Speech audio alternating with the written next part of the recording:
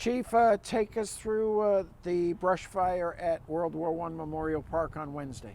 Yeah, so on Wednesday, we received a call actually from the park department. They were doing a controlled burn up there, which they do every year. And this time of year, burning is allowed through a permitting process. And that day, burning was allowed with the conditions.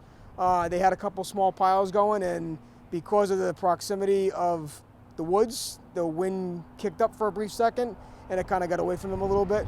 About an acre of land burned, no structures that were involved, but it is very dry. We haven't had much rain. There wasn't much snow over the past month or so, obviously, as we're getting warmer. So the conditions were ripe for a fire, and they called 911 right away, and we got there and we were able to contain the fire. I would think there's a false belief by people that, well, I'll see if anything goes over there, but I mean, it doesn't take a lot. Doesn't take a lot. And you know, the bigger the fire, you know, an ember can just take it and go, and it can start some dry brush off to the side, and then, you know, it's a bigger pile. Or if you have two piles going, both piles can merge. That's why we highly recommend that you have all your fires monitored. You have a hose nearby, you have some shovels and rakes nearby to control that fire, and never leave a fire unattended. What, in addition to those steps, what else would you like people to know? First of all, they have to get a permit, correct? First, they have to get a permit. Yep, you have to have a permit through the fire department. You can do it online at www.nattleboro.com/fire, and you see the online permitting link. You click on that, select the burning permit. You can pay by credit card. If you don't want to pay by credit card, you can do the application online, come and see my executive assistant and pay for cash. That's perfectly fine too, but have the permit. On that permit, there's a bunch of instructions. It tells you what you can and can't burn. It tells you when you can burn.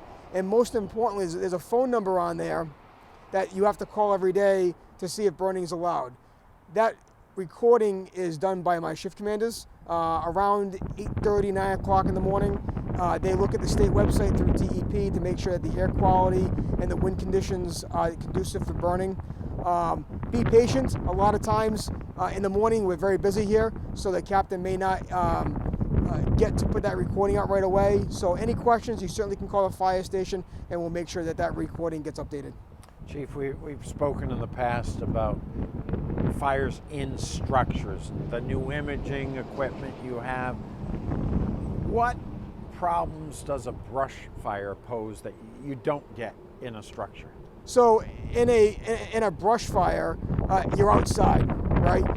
But because of the wind conditions, they can escalate very quickly, and they can get worse, and then they can get close to a structure, and they can involve the structure. The fire at the World War I Park was going towards a couple of structures, but because of the quick action by the park department people, they called us, we got our apparatus up there, and we were able to stop it from spreading towards those structures. But it's more the wind conditions. Inside of a house, it's compartmentalized, versus outside, you're subject to the elements and the wind conditions.